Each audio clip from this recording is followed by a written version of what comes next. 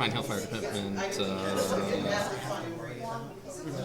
Buffet dinner. Very good. Yeah, there you go. So, Okay. Margaretville. doing it in Margaretville? Man, okay. Yeah. All right. Very good. That's a little less Very good. concerning than. What it could have been, Yeah, right? yeah. I'm like. If it starts with you've been served, then Yeah.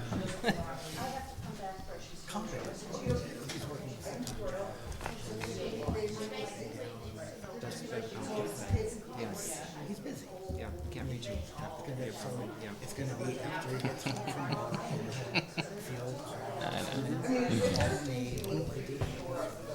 So it's not really off. Yeah. See it as I don't need R2D2 splashing off in the middle of the... You know, it's not the worst. Yeah, it could bring a little... I had a meeting recently where there was a colleague had Inagata DeVita. Oh, yeah. And obviously it's only like 20 something, the ringtone. And she's like, it's not the whole thing. It's not the whole thing. Like, do you have to do that every time it rings? I feel like no Yeah, matter it's a where little you much, are, yeah. everyone. Testing. Loud and clear. it's not like there isn't money exactly where we're going to be. Nothing like I like how Joyce has an envelope crushing bid.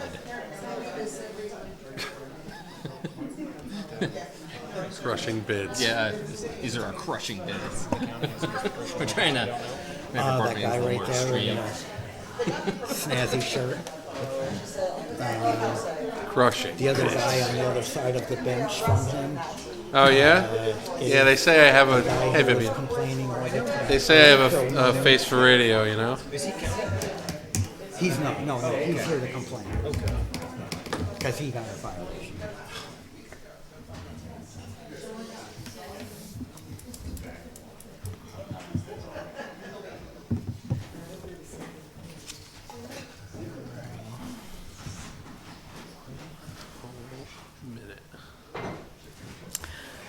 All right, let's get started. Stand for the pledge, please.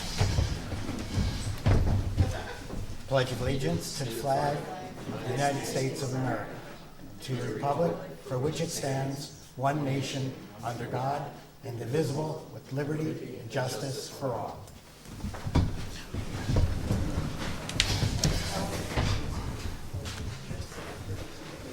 Roll. Here. Board Member Nysel. Here. Board Member Steen. Here. Board Member Van Blarkum. Supervisor DeSclafani. Here. Make a motion to approve the minutes last meeting. Second. All in favor? Aye. This month, we're working on grants towards our Conservation Advisory Council's food scrap collection program, joined with our recycling, and we're looking for grants for our Comprehensive Plan Updates Committee. Tonight, we'll have a short presentation by Senior Planner from Ulster County Planning, Kai Lord Farmer, about Ulster County Housing Smart Committee's initiative, and we'll do that right after communications.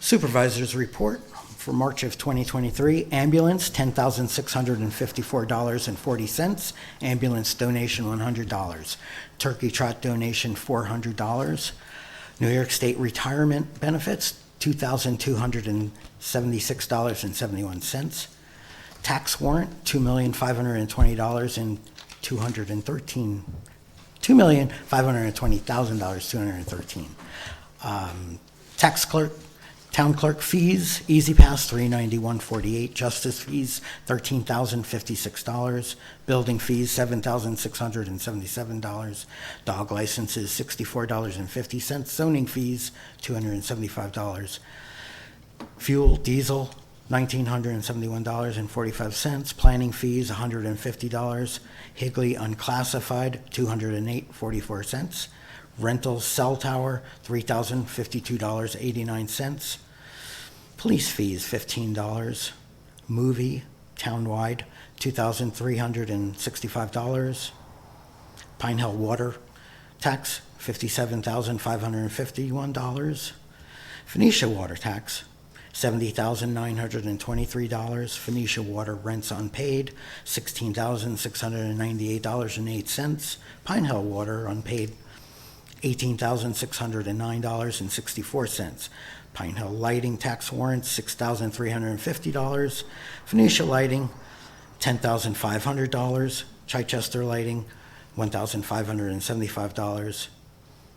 Registrar, $220. Pilot program in lieu of taxes, $10,137.14, for a total of $4,112,034.73.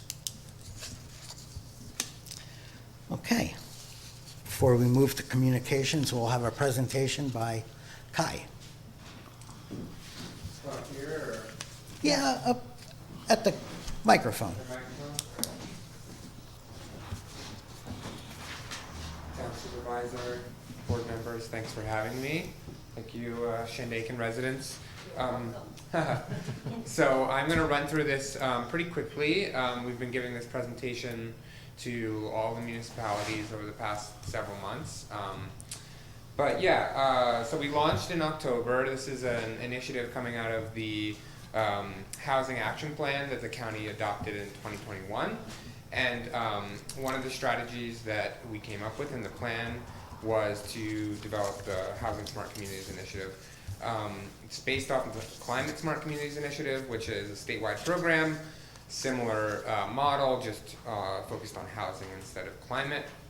And one of the biggest needs that we saw when we were doing that plan was that there was a want and need to do better housing policy and planning, but there wasn't necessarily the capacity at the local municipality level to do that, to write grants, to look at policies, to look at zoning updates and that kind of thing. So the idea is essentially the county can provide some of that capacity as well as drumming up support from local volunteers.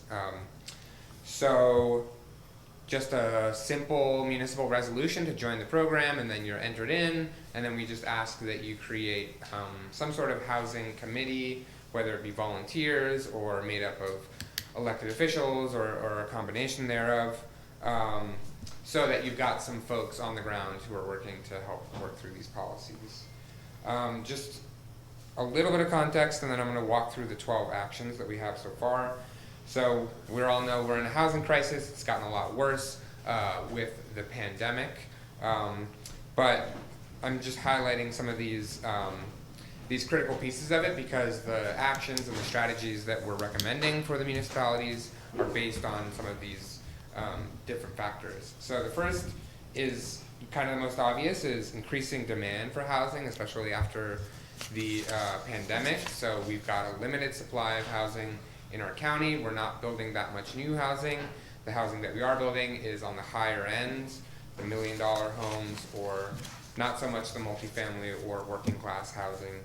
And then we've got an increasing demand, newer folks moving to the county, and so that's placing increased pressure on the housing that we do have, which increases prices. So we've also got a couple other factors. Construction costs we know went up over the pandemic, and they are continuing to stay up, so that adds to the cost of new housing. We also know that short-term rentals and that vacation homes also can cut back on the supply of housing that we do have. So as we're trying to build more housing for the workforce, short-term rentals and vacation homes can push us in the opposite direction. Just a couple other factors: limited support for new housing. So when projects do come in, not necessarily in Shandaken, but in other communities, there's pushback, and so that new housing doesn't get developed because, for one reason or another, maybe it's not appropriate, but maybe it doesn't get built for other reasons. And then maybe not in Shandaken as much here, but development uncertainty. So when projects do come in, a developer is uncertain whether the project's actually going to get built because of various factors, and so it detracts from builders and contractors and developers wanting to build in our communities. So we all know the benefits of, aside from just building housing, there's obviously lots of other benefits: economic development, finding housing for the workers that live in our communities that need to support our businesses. So there's a host of other factors there. Just a quick couple stats on Shandaken specifically. We know that 11% of homeowners and around 30% of renters in Shandaken are spending about 50% or more of their monthly income on housing. And so that's too high, essentially. And so we try to bring that number down. That's a really easy target to try to look at. And then we also know that the types of housing that we are building across the entire county is there's a mismatch. So between 2015 and 2020, the average new home size in our county was 2,245 square feet with a median sales price of $425,000, which is way out of the price range and frankly the size that a normal family, a working class family would need in our community. And that was the average for the county? That's the average overall from between 2015 and 2020. Wow. And if we looked at the data now, it would probably be about the same or even worse, because that's Shandaken is worse. Yeah, and post-pandemic or wherever we are in the pandemic. Yeah, it's not getting better. Thank you for that. So I kind of walked through what you need to do to join the program, and then I'm just going to really quickly walk through the 12 actions, and you can stop me if you have any questions at any points. So the first and the only required action is that we do work with you to create community education and outreach around housing. I know there's a great community-led organization that is already doing a lot of that work, with some focus on housing already, so we'd love to support that. The first big action, I guess the other thing I'll mention is that this, similar to Climate Smart Communities, this is a kind of a certification program, so bronze, silver, gold, platinum, depending on how many actions you've completed. If you've already done some actions in the town, you'll get points retroactively for those things. But the first big one is creating a housing action plan. And that's kind of like a long-term strategy that can incorporate a lot of different things for your community so that you can implement them and you've got a policy roadmap. So that's kind of the first big one, but doesn't build housing in and of itself.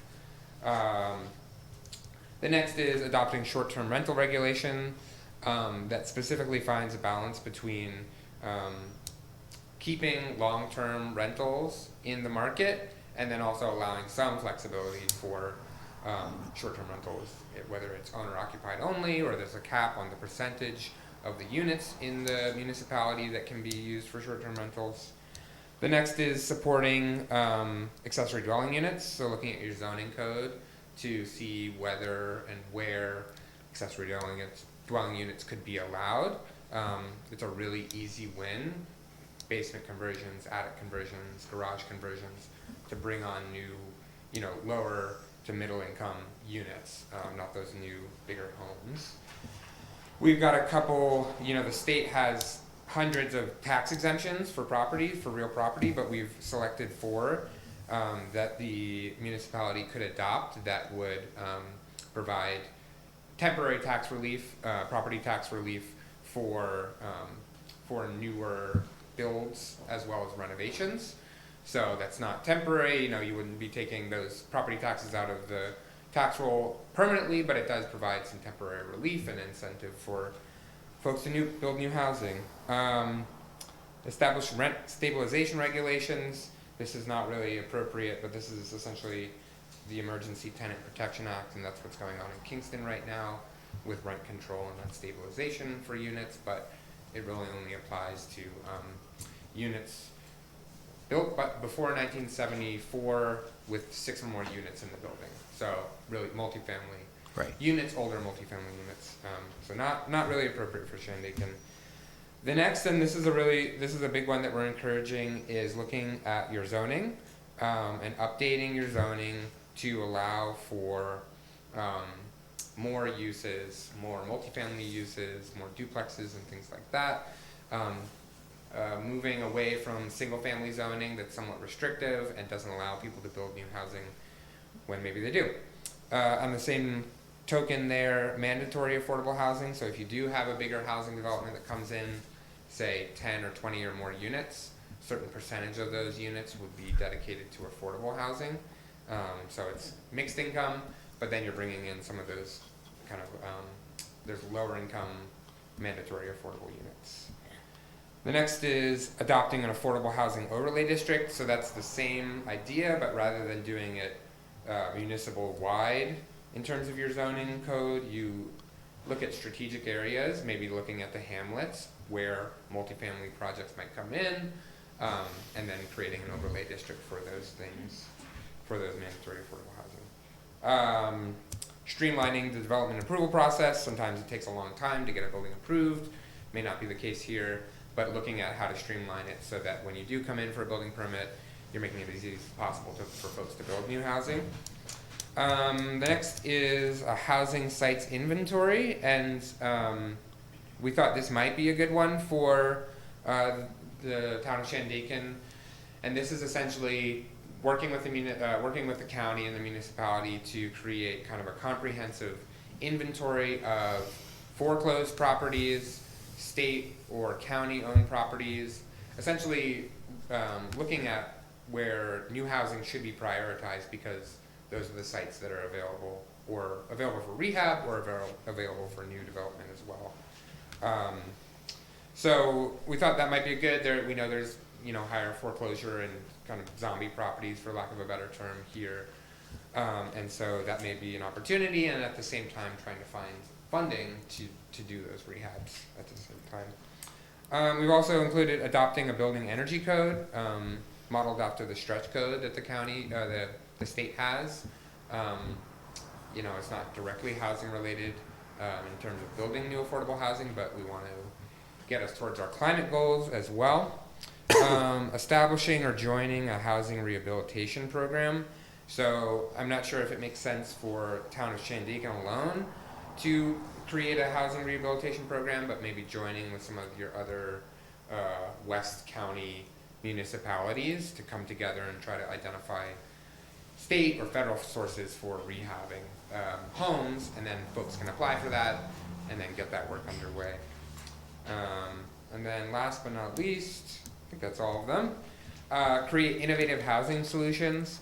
So this is kind of a catch-all for anything that you've been thinking about, that you want to work on. We want to give you points for that as well and support that.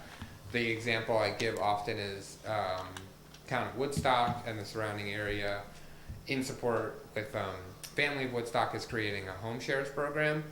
So that's essentially, you guys have heard of that, matching home providers, as they're called, typically seniors who have a bigger home, who may need help around the house, with home seekers, folks who are looking for affordable Have housing. the extra space. Yeah, have the extra space, Yep. may need help doing chores around the house, going for groceries, something Yep. like that, Yep. in exchange for a reduced rent. Right. So that's one of these kind of innovative solutions that we want to support as well. That is it. There's no timeline on how quickly you need to implement some of these actions, but once you do join the program, you've got access to myself and other planners at the county to help you kind of work through these Right. actions.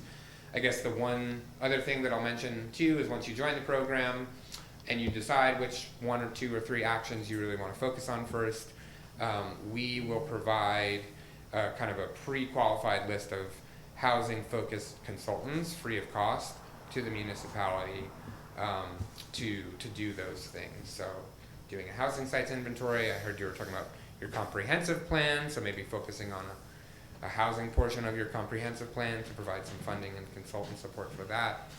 I think that is it. Thank you for your time. I appreciate it. Thank you, Kai. That was yeah. very informative. Yeah, and I'll happy- touch base with you because there's a bunch of stuff that we've already hit on and Good. we've done, and Good. That's great. I appreciate your time, and yes, please reach out and we'll yeah. And as you said, we do have a bunch of people who are interested in a housing committee.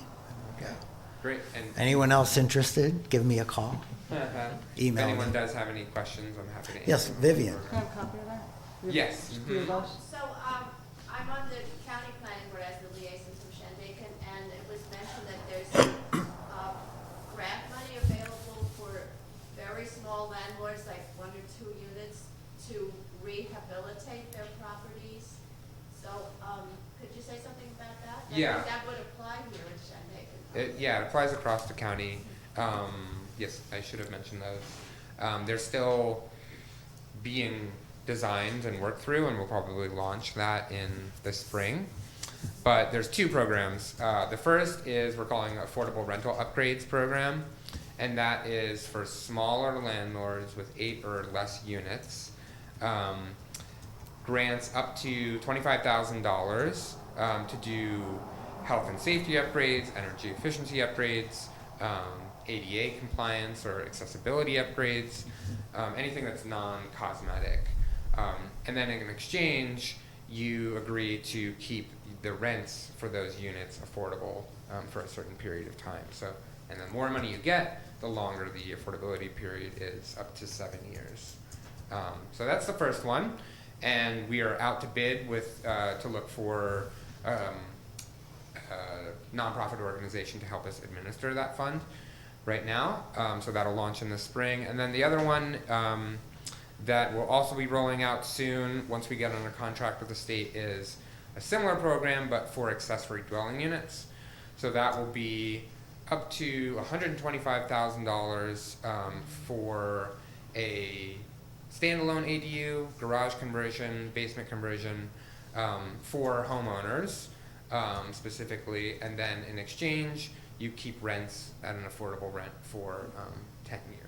Right. So those are the two programs. And there's some formula that you put together what an affordable rent would be for each area or each town. Mm-hmm. Yeah, it's actually, that's a good point. It should be a little bit different, but it's countywide. Okay.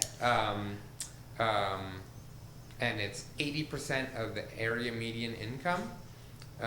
So that's kind of the typical methodology that we use for that. Okay. But it's way below what we're seeing out there Yeah. in the rental market. And those 2 programs, when they're released, is the expectation that those are generally available to everyone in the county, or is it based off of those communities that have joined this program? Great question. I would love it if it was only communities that join the program, but it is available because it's not our pools of funding. There's some attachments from the state required. So it's available for everyone, but That's a Hochul initiative, right, I think, from the governor? the ADU program is Right. a state one, yeah. And then the small landlords program is actually a program that RUPCO did a couple years ago that we're picking up again. So, but you should join anyway. Yeah, for sure, Yeah. for sure. Jan? Well, Kai referred to PH2, so there was a housing committee that's part of this collaborative group between Phoenicia and Pine Hill to look at issues around affordable housing and housing in general. Many people here are part of that committee, and we talked to Kai Yep. a little bit just to learn about this program. And one of the questions that we asked you was, we said that, you know, Shandaken is unique among counties in Ulster in that we are more rural, we have different sets of development constraints because we're in a wilderness park. And one of the things I thought was very interesting was that you said that the part of the innovation solutions, that section of the program would be our opportunity to invent something that was appropriate for Shandaken. Right. And what we liked about it, about the program in general, was that I think we have a lot of smarts and a lot of will, but we could use a little more capacity in terms of having the bench strength of consultants and the planning agency behind us, helping us make things happen, because there's only so many volunteer hours in the day. Absolutely. And that was the other thing that we thought was promising about this. Could I ask how many other communities in Ulster County have currently joined the program? Yeah, so 8 communities have joined so far, and then I think another 3 or 4 are in the process of joining. Town boards only meet once a month, but I can try to run through them. Town of Saugerties, Town of Woodstock, City of Kingston, Marbletown, Olive, Town of Rochester, yeah. So a mix of different sizes. Yeah, not- mix of not different so- sizes, but just to what Jen was just saying, I think Shandaken could potentially be kind of a leader to bring in some of the more rural, the other rural municipalities like Dunning and Hardenburg. Yeah. Sounds exciting. We're excited. Guy, what's your last name again? I didn't catch it. Lord-Farmer. Laura-Farmer? Mm-hmm. K-Y? K-A-I. K-A-I? And I'll give you, can I send a copy of this to Sure. you? Okay. Do you have my email? I'll grab that. You could send it to me and I'll Okay. give Yeah, it to send you. to me. Okay, perfect. Well, thank you so much. Thanks, Kai. Appreciate Thank it. you. Appreciate it. Yeah.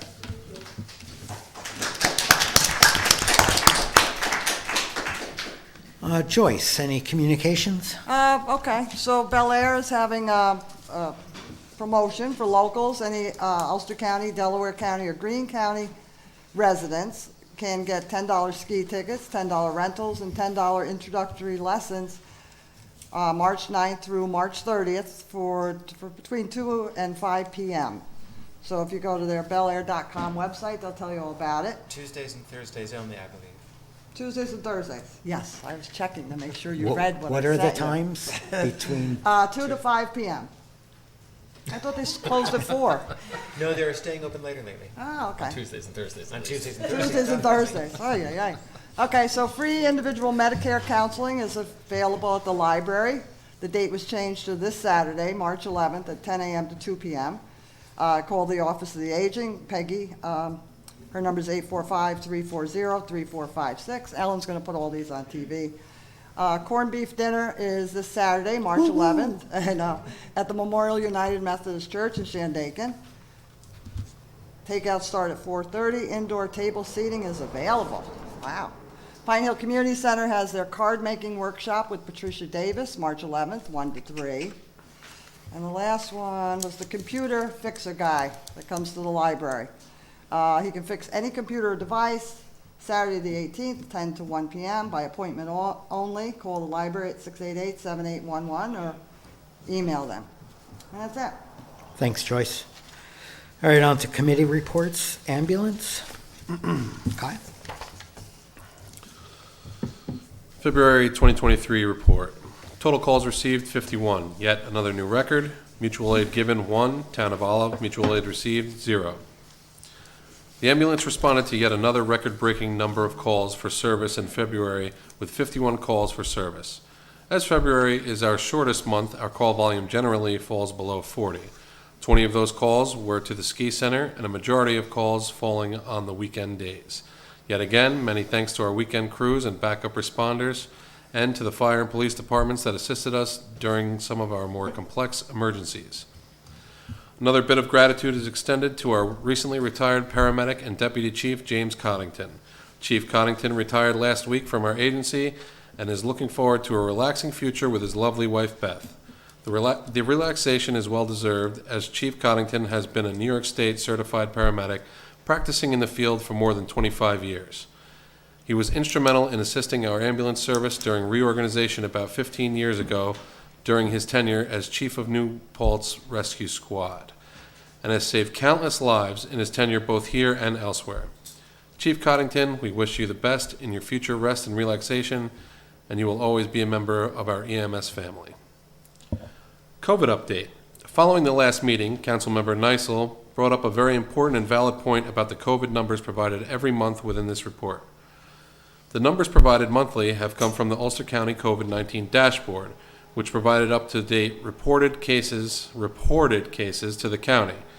This method proved very reliable in the beginning of the pandemic. However, after the advent of home testing, it is nearly impossible to have 100% visibility of positive COVID cases affecting our town.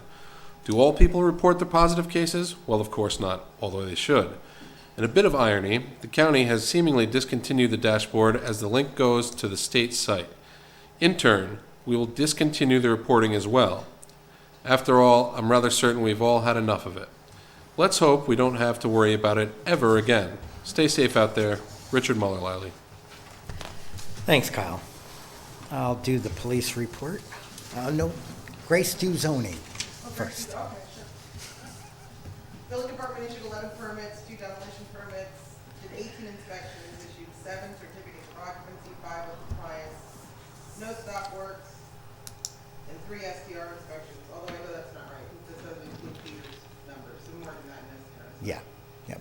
Meanwhile, I issued in February 27 notices of violation to people operating STR licenses. That number is down to 14. Those 14 violations have been forwarded to Peter McPherson. He's going to handle them going forward. Planning board has a meeting next Wednesday at 6:45 to have a public hearing. At 7 is their regular meeting. The following Wednesday is zoning at 7. Thank you, Grace. I'll do the police report. 911 calls 4, accident PIAA 10, abandoned vehicles 1, burglar alarms 2, animal complaint investigation 5, assist EMS 12, community-oriented policing 1, civil 2, disabled vehicles 5, disputes 1, domestic case 1, fraud larceny 1, mental health 5, lockouts 4, missing persons 1, noise 1, property lost and found 2, public service 1, property check 363, road hazards 5, school check 20, shots fired 1, suspicious activity 2, traffic stops 13, vehicle and traffic complaints 2, welfare check 14, for a total of 116, putting on 2 arrests and 1 summons. That's it. Rick, Phoenicia Water, anything about that? We have to, the springs have to be fixed. We've got broken pipe up there that we're going to do as soon as we get rid of this snow. Yep. But we fixed all the leaks. We're down to about 45,000 gallons a day, which last year we were doing 80,000. 60, oh, it's 80, huh? Almost half. We're doing good so far, but I don't want to jinx it. Thanks, Rick. Nothing on Pine Hill Water. Kyle, museum? Museum, Shandaken Historical Museum report for February 2023. Among our 36 visitors this month is our new friend and volunteer Liam. He has returned repeatedly and is volunteering his time working at the museum. He's a great help, and our next project will be setting up an eBay account so the museum can find buyers for the donated items that are not part of Shandaken history, many of which are books and postcards. Liam is a blessing. We'll miss him when he graduates this year and goes off to college. We're still sharing our history online and have quite a few followers. We also received a 5-star review this month from Sam F. after giving them a tour. We have many ongoing projects via email as well. Author Dennis Dickinson is writing a book about the artwork of Gerald Cassidy, a painter who was commissioned by Walter G. Crump to do a portrait of Rip Van Winkle. We're helping him gather information on the painting. Another local artist, Gail Freund, simply requires help by sharing images of local farms for her to paint. A visit from Sandra Gambetti, a professor in handwriting and documentation, needs images of old documents written in cursive/script to teach in her classes. Marcy Brownstein would like a history/property search on the Kingston Trust Savings Bank in Phoenicia. Our friend Chris Van Cleek, historian from the Winnisook Club, sent me a video of Oliveria right after Hurricane Irene hit. Last but not least, with the help of Jane Rossitz and Mark Bedell, I was able to help Tess Chowie locate her grandparents' old home in Oliveria. The Webb home and, quote, Gypsy Cottage, where they stayed when visiting. The bundles of newspapers have been sorted, and the Rossitz family, with the help of Mark Bedell, will bring us more recorded history soon. Catskill Mountain newspapers are only archived from 1902 to 1973, so this is an important task. Many Rossitz bundles are dated after 1973. Also, the newspaper is no longer in print as of January 2020. 2020. Again, we're looking forward to some fun in June. The weekend of the 23rd is when our metal detecting friends will return for our fundraiser for the Shandaken Historical Museum.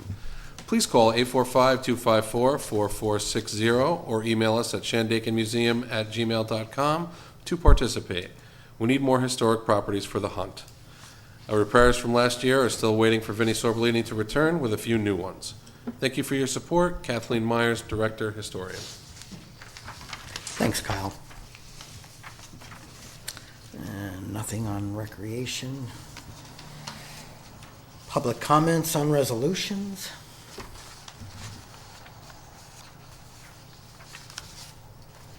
No, okay. We'll just have a couple of resolutions. You start, Ellie? Resolution number 59-23, resolution to pay all bills. Whereas the Department of Audit and Control require town boards to sign and inspect all vouchers coming into the town for payment, number and total amounts from each fund. Therefore be it resolved that the town board authorize the following vouchers paid. General, $885,005.86. Highway, $119,054.57. Phoenicia Water, $10,255.25. Pine Hill Water, $21.28. Phoenicia Lights, $732.02. Chichester Lights, $93.35. Pine Hill Lights, $420.61, for a total of $1,015,553.04. I move its adoption. Second. Board Member Drake? Yes. Board Member Nysel? Yes. Board Member Steen? Yes. Supervisor DeScalani? Yes. For the next one, do we need the bid? Do you want to read it first, and then we'll open the bids? Sure. Okay. Resolution 60-23, resolution approving gravel crushing bid. Whereas the town of Shandaken Highway Department advertised for bids for crushing of item 4 at the town-owned gravel bank following the town board meeting on February 6th, 2023. And whereas bids were received at the town clerk's office, Shandaken Town Hall, 7209 Route 28, P.O. Box 67, Shandaken, New York, 12480, no later than 3 p.m. on Monday, March 6, 2023, with bids to be opened at the town board meeting on the same date at 7 p.m. Therefore, be it resolved that the town of Shandaken Town Board approve the bid from... I always feel like Johnny Carson. Remember Carmack? I assume there was only one bid received. There was 3 bids Three bids received, received. and the 3 are from, well, I'll just do each one as we get it. How's that?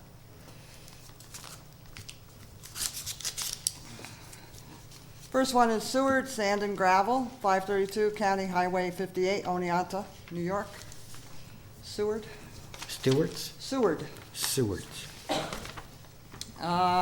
Is Eric here? Oh, you're not standing up in the doorway. I didn't know you were there. That's weird.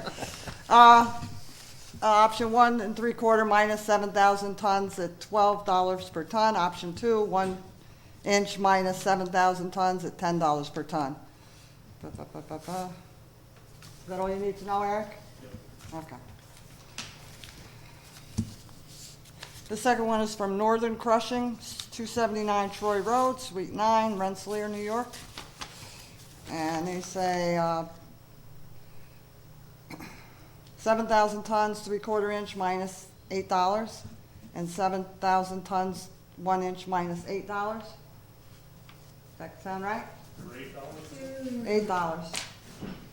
So let's, you want cheaper, right? Yeah. Okay, that's good. That is Let's the see, it's goal. getting better. Let's see what We this do guy prefer says. that. They're not paying us, we want cheaper. Uh-oh. Somebody cut the letter when they opened the envelope. Bid for 3/4 minus 7,000 tons, $9.25 per ton. And the second option is bid for 1 inch minus 7,000 tons at $9.25 per ton. Who is this third bid from? This is from New York Crushing and Recycling, DeWitt Lake Road, Ulster, New York. We have a winner. So you want the $8. Northern Crushing? Okay. Is that the incumbent company? Is that, No, no, Usually it's Clark, they didn't bid this year. they didn't bid. There's nothing for Clark. Prices are way high because of fuel. Yeah. Gas went down, diesel went down. so what's the name of the company that won the So bid? the company one was the Northern Crushing. Northern And, Crushing. So therefore be it resolved that the town of Shandaken Town Board approve the bid from Northern Crushing and move its adoption. Second. Board Member, where's my thing? Board Member Drake? Yes. Board Member Nysel? Yes. Board Member Steen? Yes. Supervisor DeScalani? Yes. All right. Open public comment. During your supervisor's fiscal report, you mentioned movie funds to the sum of like $2,000. Yeah, it was collected from Chad, I was for the police service. Police The Services. film Yeah, permit, I believe, right? film permitting from Chad. Which is awesome. Yeah.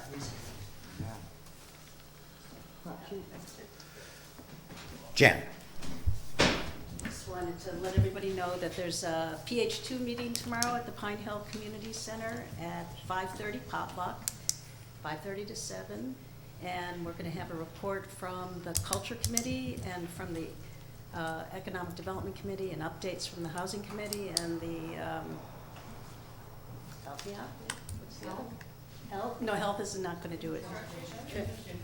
Infrastructure. So they're really great meetings. They're a lot of fun and they're lively and we get a lot done. So I hope we'll see some of you there. Time and place again? Pine Hill Community Center in Pine Hill, New York, 12465. At 5:30. 5:30. Tomorrow night. Bring a dish. Oh, there's food. There's Oh, food. now you're talking. Now you're talking. They know how to get people to their meetings.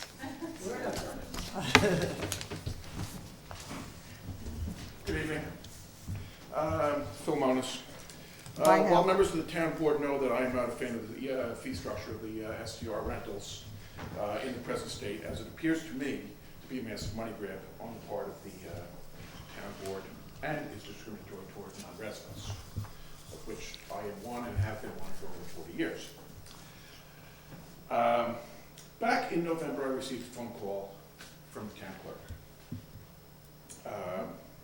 In that conversation, I was informed that that the number of non-residents was nearing the full completion of 150, and they were about at approximately 148 or so. I was asked what I was intended to, if I intended to apply. I had stated at that point to the town clerk that the home was rented starting on 12/1/2022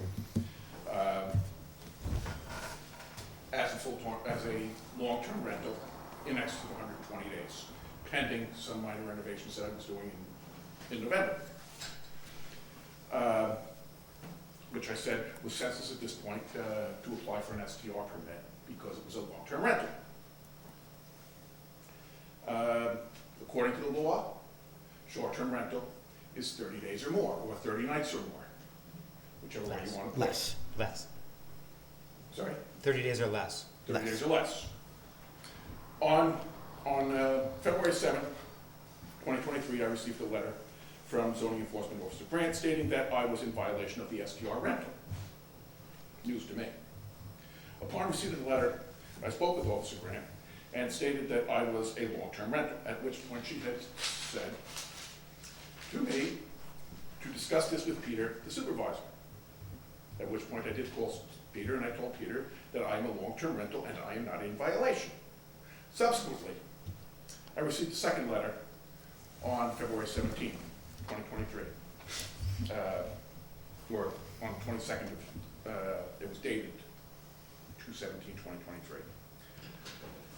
Again, I stated that I was not in violation, or the letter stated that I was in violation, of which I said I am not. And still is not the case.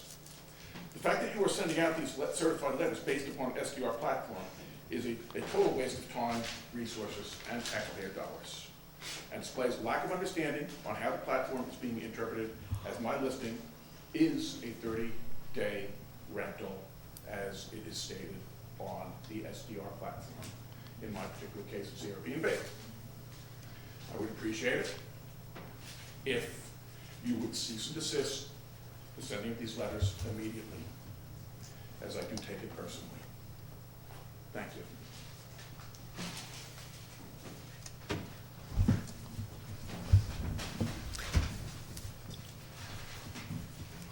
Any other comments?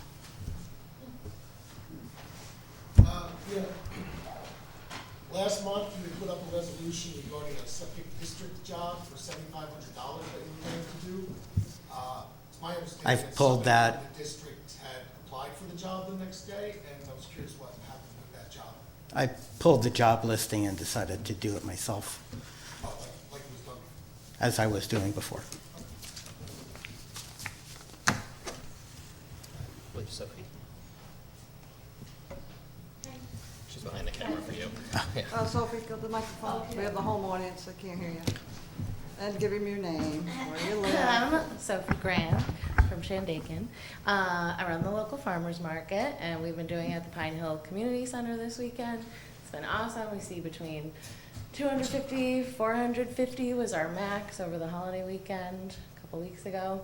And just making another announcement that May 14th will be open outside in the Phoenicia parking lot behind the supermarket. And so we'll be running through the community center, or at the community center, through April 23rd, taking off for Easter Sunday. So we only have 6 more markets left, but I think it's been really positive, thanks to Colleen and Jan and Geesey, one of our volunteers also, and it's just been a cool collaboration between the hamlets. I think it's been an interesting experiment. A lot of people were sad to see us leave Phoenicia. Now I think they're gonna be sad to see us leave Pine Hill. But the idea is we're bridging the two hamlets and bringing more people together. And then number one is we're bringing more local food to our town, because neither of those hamlets, as I think everybody knows, has a proper food store. So that's like our overarching mission. We've applied for a grant to kind of keep that relationship going. Hopefully we'll get it, we'll get some of those funds, but I just wanted to kind of update you and let you know it's been a success, and we'll have it back Mother's Day over here. Come out. Sophie, Fantastic. have you thought of staying at both? As a you got a lot of volunteer-led, You could put a, hey, folks, we want to stay, we need more Well, volunteers. I appreciate the question, and we will be having some type of, kind of like community conversation about this topic, because I think there's a lot of like interest in seeing it happen in both. My, pie in the sky is maybe there's like a store in Big Indian someday where everybody can access it 7 days a week. But currently we're a volunteer-led organization. None of us who organize it or volunteer that day are making any money from it, and it is not a small feat. So to that point, we would love more people to get involved. It is not like a closed group, no more folks allowed. We want to see more people participate. But as of right now, it feels like we're at the limit of what we can execute. But seasonally, the shift has been interesting, like outdoors by the Tambark Trail, hiking, fishing in Phoenicia, over in Pine Hill. We get, the proximity to Bel Air. We don't necessarily get any promotional support from Bel Air or Orta, but I've made it that my mission to crack that net. But yeah, so right now that feels like the way it might be for a little bit, but if we find more funds, if we find more infrastructure, if we find the ability to make it Somebody who can clone you? maybe, I don't know. Maybe But you could dress up on the corner as they're leaving Bel Air, off Orta's property, with a costume of some sort, with a big vegetable. You're and- hired. You're hired. Yeah. Something like that. You might be volunteering. I think that's No. Tag, your you're it. part-time gig. Yeah. We put the police there directing traffic at Yeah, the end go of every that day, way. just tell them to direct them right to Pine Hill. But I do think some of the things we're working on at the PH2 meetings, and like, the infrastructure, not having a parking lot in Phoenicia, not having enough parking, let's say in Pine Hill. I think, Rob Stanley can tell you the streets are full on a Sunday market day. What? It's fantastic. Plug. But yeah, I think that's some of the challenges that we face that I want to see us work on as a community, because I want to just like keep drawing more people to these events, but there's nowhere for them to park. We have a lot of elderly. We want to be accessible to people of all abilities. It's kind of hard to do when we have to send them to like the other side of town to hopefully find parking. So that's something I'd like to see us eventually get a handle on, because we don't want there to be accidents. We don't want people to get so pissed off that they can't, like go up the street or get to the store, and, so those are things that hopefully together we can all work on. Do it? Eric, how about an, Thank you. That was my first time, so we can come. hey, Eric, how about an elevated parking area above the parking lot? Did you say you're working on that? And it's gonna have solar panels on its roof. He's all over it. Bids next month. 3-story.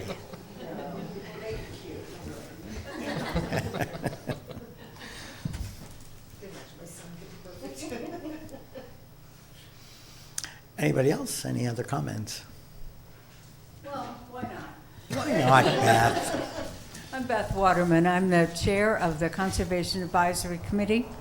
And we are working on a number of initiatives, but one of them was mentioned at the beginning of the meeting, and I thought I'd just focus on that one. And that's our food scrap collection program. We would like to initiate a town-wide food scrap collection program, building on the successful program that James Amenta started at the Phoenicia Farmers Market. He collects food waste from individuals, residents, and composts it on his farm in Phoenicia. Then the only way that, well, there are two ways that Shandaken residents can dispose of their food waste. They can compost it at home, or they can drive it to Saugerties, where it is then picked up and driven to Kerhonkson. But our program is a nice tight little loop. It all stays in Shandaken. It's not getting driven around many, many, many miles. Too far. Too far, yeah. But we applied for a grant and we didn't get it. So we are going to be starting a fundraising campaign. I'm hoping that we can raise some money to buy the infrastructure that we need. We need another composter for James and some other equipment. And that we can do this with locally raised funds and successfully create a town-wide program. How much do you think you need? Well, I think the minimum that we need is about $5,000. The composter is about Go $1,000. fund There's a DEC grant that I'm going after Okay, that well, good. will help. In the meantime, we are initiating a sort of a compost education program for people who want to compost in their backyard. And Ulster County Resource Recovery Agency offers free classes, and we are in the process of making final dates in April and May, I think, for them to come up to the Pine Hill Community Center and give a class in introductory composting and then a second class in advanced composting. At the same time, they have a website where they sell compost bins and rain barrels. Well, one day, you can order them and pick them up one day a year, and it's in May. So we're going to be publicizing this ongoing compost initiative and hope that we can somehow get the funds together to make it a town-wide program. I think it would be a really phenomenal thing if Shandaken could make that commitment. Thank you. Thank you, Beth. Thank you. And when we do get this up and running, it will be running with our recycling program, those same days and those same hours, right at that same location. I just wanted to add that James Amenta's composting setup is bear-proof. If there's any way that we could bear-proof our backyard compost, I would like to hear about it. So far, I haven't thought Yes. of anything. I think that's the advanced course. They will talk about that at the course. But until then, you can still bring your compost to the market. Yes, which I've been doing, I know. yeah. If there's nothing else, I'd like to adjourn.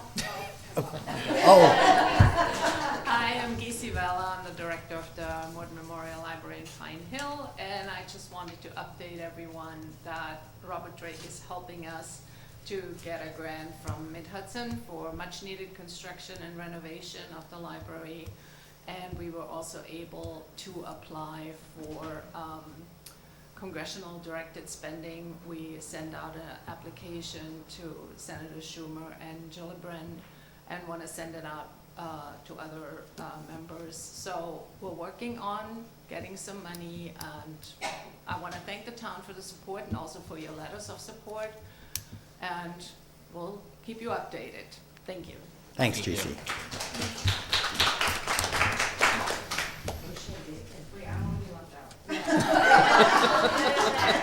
Everyone has to speak. Everybody has to speak. Gigi, you're next.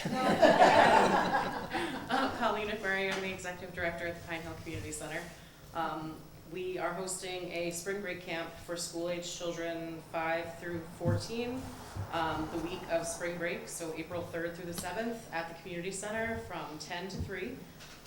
Anyone is welcome from any district, and we have really fun STEM activities, arts activities, and some really amazing staff running it. So send your kids, your grandkids, the kids you're looking after, the kids you know.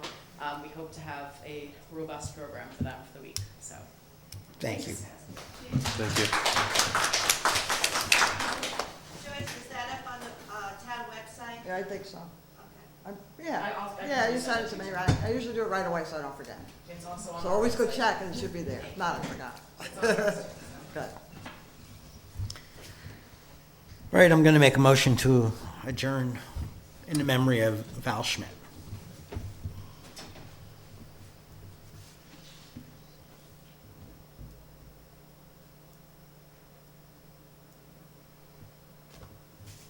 I hear a second. Second. All in favor? Good. Good night, everyone. Next meeting, April 3rd. And I checked, it is on the website. Thank you, everyone.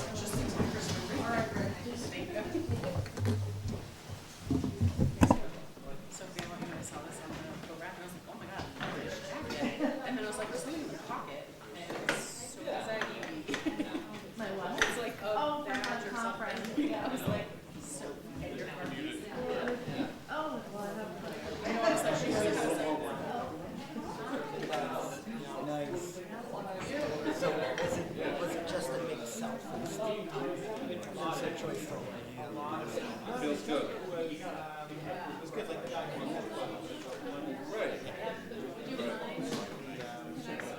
Yeah, I grabbed the carpool in front of my car. Oh, okay. Oh, perfect. So perfect. No, it's interesting. You know what? Everybody. Yeah, right. One of the things because extends into Woodstock.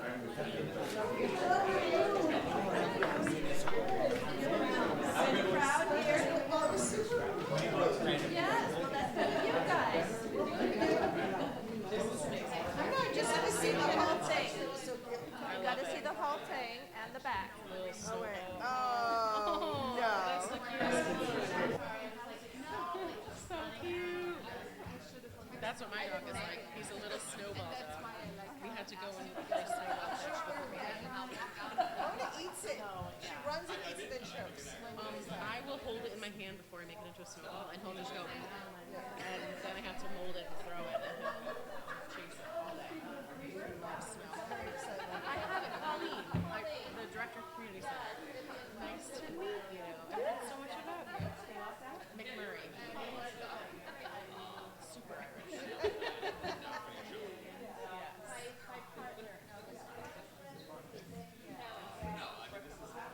Amazing. My sister just got back from Ireland. She went for her birthday. It's gorgeous. Oh, it's dreamy. You should go. I have a dog named Ferguson who's a St. Patrick's Day puppy. So we're very Irish. We're actually really Scottish, but yeah, he does this really good. I make him a kids. It's real.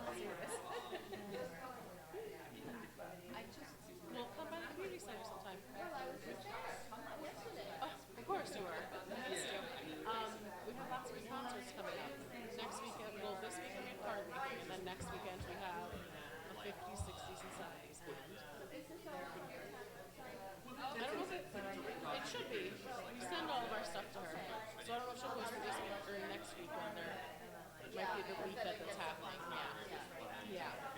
But it's then, you've got lots of things going on.